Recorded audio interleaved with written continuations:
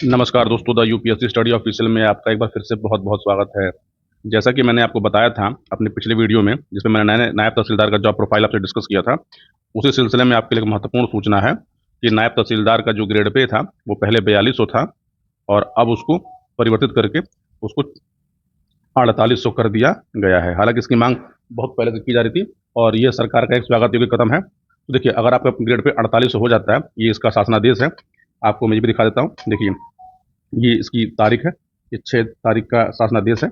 और आपको मैंने बता रखा पहले भी कि नायब तहसीलदार जो होता है वो राजस्व विभाग का कर्मचारी होता है। अगर आप नायब तहसीलदार के बारे में जानना चाहते हैं कि ये पद क्या होता है, कैसे होता है, तो जॉब प्रोफाइल वाले प्लेलिस्ट में आप नायब तहसीलदार की जॉब प्रोफाइल देख सकते हैं। मैं कमेंट बॉक्स में भी इसका लिंक आपको दे दूंगा ताकि आपको नायब तहसीलदार के बारे में पूरी जानकारी मिल जाए। देखिए, नायब तहसीलदार के पद का वेतन ग्रेड पे 4200 से 4800 रुपये किया जाना है। कल मुझसे लोग कह रहे थे कि सर यूपी में टीए नहीं मिलता। देखिए, यूपी में टीए नहीं मिलता है, बात सही है। पर यूपी में टीए टीए के नाम से नहीं मिलता, किसी अन्य नाम से मिलता है। तो देखिए, पहले क्या था कि जो वेतन मिलता था एक नायब तहसीलदार को ज्वाइनिंग के लेवल पे, वो ये मिलता था। लेकिन अब जो वेतन मिलेगा वो उसको ये वेतन मिलेगा। मतलब ये है कि आप जब ज्वाइन होंगे तो आपको 76,160 रुपया आपको सैलरी मिलेगी। हालांकि ये सैलरी जो है ऑन पेपर सैलरी है, ऑन पेपर। इसमें से आपका एनपीएस डिडक्शन होगा, तो ये डिडक्ट होकर आपको लगभग लगभग 70 के यानी 70,000 के आसपास आपको इन हैंड सैलरी मिलेगी। देखिए, आपको मैंने कहा था कि देखिए वेतन पे निकालते कैसे। देखिए, ये है आपका ग्रेड पे। 4800 ग्रेड पे का जो मूल वेतन है वो होता है 47,600। महंगाई भत्ता इसमें 50% हो गया है। और मुझे लग रहा है जब तक आप लोग शायद 2024 की परीक्षा देकर ज्वाइनिंग करेंगे तब तक ये महंगाई भत्ता 53% हो चुका रहेगा, क्योंकि महंगाई भत्ता साल में 2 बार रिवाइज किया जाता है। एक बार जनवरी में और एक बार जुलाई में। और अमूमन प्रति 6 माह पे लगभग लगभग 3% महंगाई भत्ता बढ़ जाता है। मतलब एक साल में आपको 6% महंगाई भत्ते का इंक्रीमेंट मिल जाता है। देखिए, और अन्य भत्ते जो हैं 10%। देखिए, अन्य भत्ते में जो होते हैं, जैसे देखिए, अन्य भत्ते में जैसे होता है एचआरए। तो देखिए, एचआरए आपको तब मिलेगा जब आपको सरकारी आवास नहीं मिला है। यदि आपको सरकारी आवास मिल रहा है, सरकारी आवास आपको मिल रहा है, तो आपको एचआरए नहीं मिलेगा। एचआरए का मतलब होता है हाउस रेंट अलाउंस। तो हाउस रेंट अलाउंस जो होता है वो 16%, 20% और 24%। ये सिटी के according A B C category सरकार करती है कि किसको ए बी सी में रखती है। और उसके बाद देखिए, एक भत्ता होता है टीए, ट्रैवलिंग अलाउंस। तो ट्रैवलिंग अलाउंस आपको इसलिए पद नहीं मिलता क्योंकि सरकार आपको ऑलरेडी नायब तहसीलदार के पद पे आपको ऑलरेडी एक बोलेरो गाड़ी विथ ड्राइवर विथ ड्राइवर, एक स्टाफ और प्लस एक पुलिस के साथ आपको ऑलरेडी देती है। इसलिए आपको टीए नहीं मिलता। देखिए, टीए उस पद में मिलता है जिस पद में आपको वाहन नहीं दिया जाता। हाँ, ग्रेड जो बी की सर्विसेज होती हैं और ग्रेड ए की जो सर्विसेज होती हैं उसमें टीए दिए होता है। लेकिन टीए तो आपको दे होगा जब आपको आपका विभाग वाहन नहीं दे रहा। जब वाहन आपको देगा तो टीए दे नहीं होगा। जैसे प्राइमरी का जो टीचर होता है, तो प्राइमरी के टीचर को टीए दे नहीं होता है।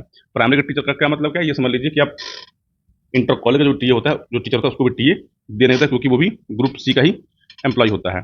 तो इसमें एक महत्वपूर्ण बात आप और जान लीजिए कि देखिए, इस साल जो वर्ष 2024 की परीक्षा पीसीएस वाली है, इस परीक्षा में लगभग लगभग 170 के आसपास पद नायब तहसीलदार के हैं। और नायब तहसीलदार का पद आपको मैंने बताया था कि नायब तहसीलदार एक ऐसा पद है यूपी पीसीएस का कि जो अपने 10 साल की सर्विस में, 10 से 12 साल की सर्विस में एसडीएम तक प्रमोट होता है। और ये वो पद है कि अगर आप 21 साल, 22 साल या 23 साल की सर्विस में आपने ज्वाइन कर लिया तो आप आईएएस भी प्रमोट हो सकते हैं। अगर आपको ये चेक करना हो तो लिंक में मैं आपको कमेंट बॉक्स दे रहा हूँ, आप इसको वहाँ चेक कर लीजिएगा।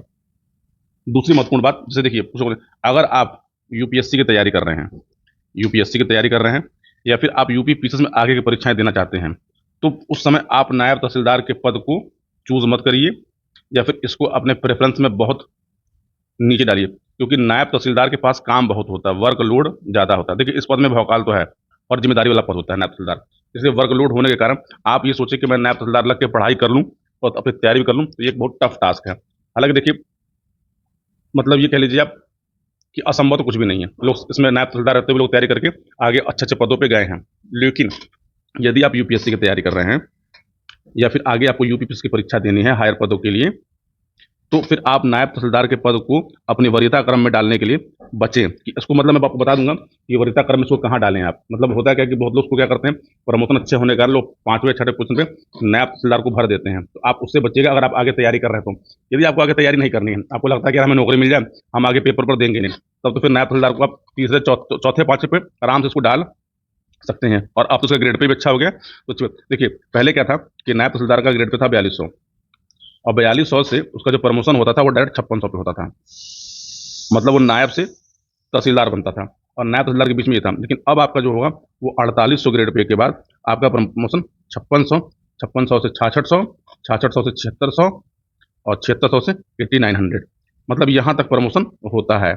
और अब जान लीजिए नायब तहसीलदार का प्रमोशन जान लीजिएगा, पहले यहाँ होते होते वो रिटायर कर जाता था, लेकिन अब इस वेतन के बाद उसका प्रमोशन यहाँ तक होना संभव है। नायब तहसीलदार पर मैं नया वीडियो बना के आप कहेंगे तो मैं अपलोड कर दूंगा, क्योंकि अब इस वेतनमान के अनुसार को जो मिलने वाले जो सुविधाएं हैं, उसके जो कार्य हैं, वो भी क्या होंगे, रिवाइज किए जाएंगे। तो आप अपनी तैयारी को धार दीजिए और इस तैयारी में मैं आपकी कैसे हेल्प कर सकता हूँ उसके बारे में कमेंट जरूर करिएगा। एक सूचना और है कि देखिए पीसीएस 2024 के लिए जो मेरा क्रैश कोर्स था उसके एडमिशन क्लोज हैं। मतलब मैं इस समय पीसीएस 2024 में कोई एडमिशन नहीं ले रहा हूँ, क्योंकि समय नहीं है कि मैं आपको तैयारी करा सकूँ। जो लोग फ्रेशर हैं या जो लोग जॉब में हैं, आप मेरे पीसीएस 2025 के बैच में एडमिशन ले सकते हैं, जो मैंने शुरू से स्टार्ट किया हुआ है। और इसमें मैं आपको तैयारी जीरो टू हीरो वाली कराऊंगा। ये पर्सनल गाइडेंस की तैयारी है, इसमें कोई कोचिंग नहीं समझ लीजिए कि पढ़ना क्या है, पढ़ाना कैसे है, बताना कैसे आपको मैं पढ़ना सिखाऊंगा। तो आप 9918 57 96 46 पर व्हाट्सएप करके डिटेल जानकारी ले सकते हैं।